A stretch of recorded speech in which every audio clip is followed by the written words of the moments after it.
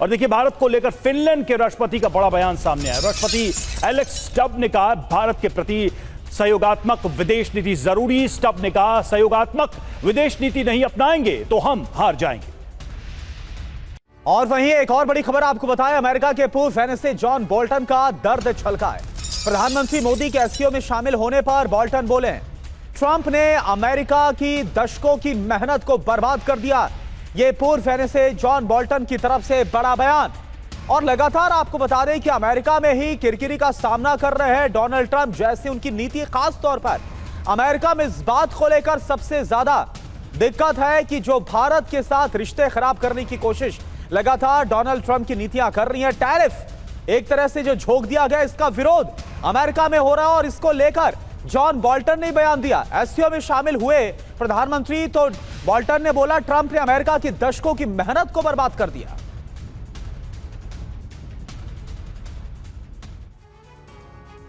तो एससीओ में दुनिया ने देखा कि कैसे प्रधानमंत्री नरेंद्र मोदी का एक प्रभाव नजर आया और कैसे मोदी मजबूत हुए। तो जल्दी से कुछ अहम बातों पर नजर डालते हैं। देखिए, सामरिक स्वायत्तता की बात करें तो पुतिन जिनपिंग के साथ गर्मजोशी से मुलाकात हुई। इसके मायने यह कि भारत स्वायत्त कूटनीति आगे बढ़ा रहा है और उस पर अडिग है और हर पक्ष से तालमेल, लेकिन एक ध्रुवीय भारत नहीं है, यानी किसी एक तरफ झुकाव भारत का नहीं होगा। यह भी भारत ने संदेश दिया है, कोई मजबूर नहीं कर सकता। ट्रंप को क्या मैसेज है?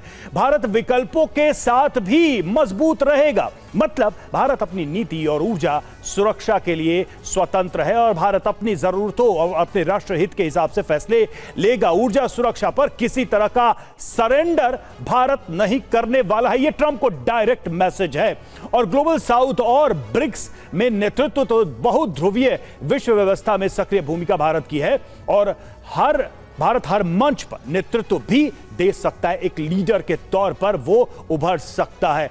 ट्रंप शक्ति के खिलाफ साझा छवि भी दिखी यहां पर। भारत विश्व शक्ति के रूप में उभर रहा है। इसका अर्थ यह कि भारत वैश्विक मंच पर एक सक्रिय धुरी के रूप में खड़ा है और यह ट्रंप को भी एक बड़ा संदेश है कि भारत एज अ लीडर अलग अलग मंचों पर अपनी मजबूत उपस्थिति दर्ज कराने में सक्षम है। और देखिए, यूक्रेन युद्ध पर प्रधानमंत्री मोदी की तरफ से क्या कहा गया है, यह हम आपको बताते हैं।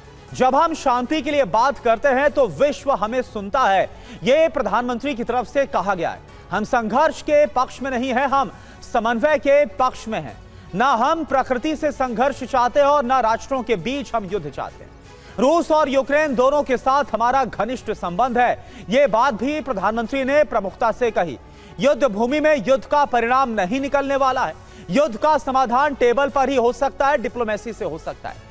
मैं तटस्थ नहीं, मेरा एक पक्ष है और मेरा पक्ष है शांति का पक्ष, यह प्रधानमंत्री की तरफ से हर बार जोर देकर कहा गया। बिल्कुल, ये सारी स्थितियां हैं और सबसे बड़ा सवाल त्रिपाठी जी, एक चीज जो यहां पर हमने दिखाई भी कि क्या यह साबित नहीं हुआ कि भारत दुनिया के हर मंच पर एक लीडर के तौर पर उपस्थित रह सकता है, चाहे उस मंच का ओरिएंटेशन कुछ भी हो। मतलब क्वाड जाइए, ब्रिक्स जाइए, एससीओ जाइए, इसके अलावा आप देखिए यूरोपियन यूनियन के साथ किस तरह की साझेदारी है। यह क्या बताने के लिए काफी नहीं है कि लीडरशिप कैसी होनी चाहिए और भारत कितना केपेबल है? देखिए रवि जी, ये हम प्रिविलेज्ड हैं कि भारत का एक जो फिलोसफिकल डॉक्ट्रिन है और प्लस जो आज की लीडरशिप है, दोनों बहुत ही अनमैच्ड है। आप ये देखिए कि किस तरीके से जब पूरी दुनिया जो है, और आज की बात नहीं कर रहा हूँ, आप पोस्ट सेकेंड वर्ल्ड वॉर के बाद से देखिए कि दुनिया जब वॉर जोन में गई तो भारत ने हमेशा यही कहा कि हम शांति के पक्ष में, और यही फिलोसफिकल डॉक्ट्रिन जो है आज हमें क्रेडेंशियल देता है अपनी बात को मनवाने के लिए। आप जब उस समय जब यूरोपीय यूनियन की बैठक हो रही है, 30 देश जो 26 देश बैठ रहे हैं, कोई कहता हम शांति सेना यूक्रेन भेजेंगे, बहुत डिवीजन है, हमने देखा जर्मनी को, हमने इटली को, पोलैंड घबराए हुआ है। उस पूरे जोन में यदि कोई नेता, जिसे अभी आपने कहा कि, और ये बात को हमने 2 साल पहले साबित किया, आप याद कीजिए कि जब G20 का फाइनल डिक्लेरेशन आ रहा था तो उसमें हमने युद्ध जैसे शब्द को, वहां से वॉर शब्द को वहां से हटवाया। दैट मीन्स कंसेंसस, जो सहमति का जो बिंदु है, जो कंसेंसस का जो ग्राउंड है वो भारत ही तय कर सकता है। ये बात जानते हैं यूरोपियन कंट्री के, और प्लस ये बात जानता है ग्लोबल साउथ की कंट्री के। मुझे लगता है ये वक्त ऐसा, इतिहास का एक ऐसा मोड़ है जहां पर हमारी फिलॉसफी और हमारे आदरणीय प्रधानमंत्री जी, जो उनका जो बार बार कंसिस्टेंटली उन्होंने जो ये कहा कि भारत जो है। अच्छा, क्या ट्रंप ने एक आपदा क्रिएट किया जिसे एक लीडरशिप का अवसर मिला भारत को, क्या ऐसे देख सकते हैं? जी, मुझे लगता है लीडरशिप का अवसर हमें, तो देखिए कई बार अंतर्राष्ट्रीय राजनीति पे अवसर मिलता नहीं, हम अवसर को ग्रैब करते हैं। और देखिए मैं सिर्फ दो पक्षी बातों की बात नहीं कर रहा हूं, आप क्लाइमेट एक्शन को ले लीजिए। आदरणीय प्रधानमंत्री जी ने G20 में बोले थे कि ये ग्लोबल नॉर्थ को समझना पड़ेगा, जो डिजिटल डिवाइड है। और डिजिटल डिवाइड की बात को सुनेगा, मैं आपको एक बहुत ही इंटरेस्टिंग एक इंसिडेंट बता रहा हूं, 2 दिन पहले की बात है। अफ्रीका के एक लीडर ये कर रहे हैं कि जब यूएनओ में अफ्रीका के लीडर बोलते हैं तो वहां कुछ सब चले जाते हैं उठ करके, उनको कोई सुनता ही नहीं है। जब यूरोपियन लीडर बोलते हैं तो वहां पर उनकी आवाजें सुनी जाती है। बिल्कुल संदीप सर, और हम ये देख रहे हैं, ये हम देख भी रहे, ट्रस्ट डेफिसिट जो है वो साफ तौर पर डोनाल्ड ट्रंप को लेकर नजर आता है, और जो ट्रस्ट फैक्टर है वो प्रधानमंत्री के साथ नजर आता है। इसी को लेकर कुलकर्णी सर मेरा सवाल है, जिस ट्रस्ट डेफिसिट में बात कर रहा था, अगर आज के दौर में हम देखें तो ना तो पुतिन को डोनाल्ड ट्रंप पर ट्रस्ट है और ना ही ज़ेलेंस्की को बचा है। लेकिन अगर प्रधानमंत्री मोदी के साथ देखें तो इस साल के अंत में जहां पुतिन आने वाले हैं, वही चर्चा है कि ज़ेलेंस्की भारत आ सकते हैं, यानी कि दोनों को विश्वास है तो सिर्फ भारत पर। ये कैसे आप देख पा रहे हैं, क्या भूमिका आप देख पा रहे हैं भारत की ऐसे में? देखिएगा करुणा, अगर आप देखें तो अमेरिका का स्वार्थ, ट्रंप का स्वार्थ जो है अपने बच्चों को लेकर के पाकिस्तान के अंदर क्रिप्टो करेंसी को लेकर के है। बाइडेन का स्वार्थ अपने हंटर बाइडेन बच्चे को लेकर के यूक्रेन में था।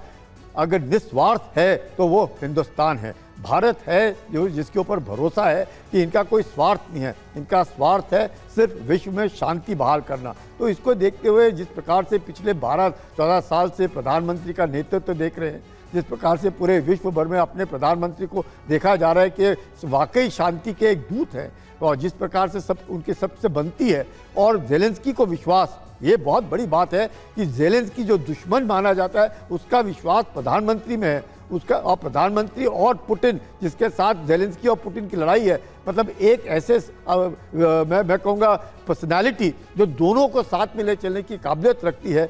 यही कारण है ये लग रहा है अब कि शायद कहीं ना कहीं सबको लग रहा है कि शांति बहाल करना बहुत जरूरी है, लेकिन ट्रंप के ऊपर किसी के ऊपर विश्वास नहीं, क्योंकि अनप्रेडिक्टेबिलिटी जो ट्रंप के बिहेवियर में है उसको देखते हुए कहीं ना कहीं खतरा लगता है। तो जो प्रेडिक्टेबिलिटी और जो और सर, ये स्थिति तो ट्रंप के लिए मतलब डोमेस्टिक लेवल पे भी है और वैश्विक लेवल पे, दोनों स्थितियां ऐसी हैं कि देश में के अंदर भी विश्वास घट गया है ट्रंप के ऊपर और देश के बाहर, क्योंकि देश के लोगों से जो कमिटमेंट ट्रंप ने किया वो तो पूरा ही नहीं हुआ। 6 महीने से ऊपर का समय निकल गया।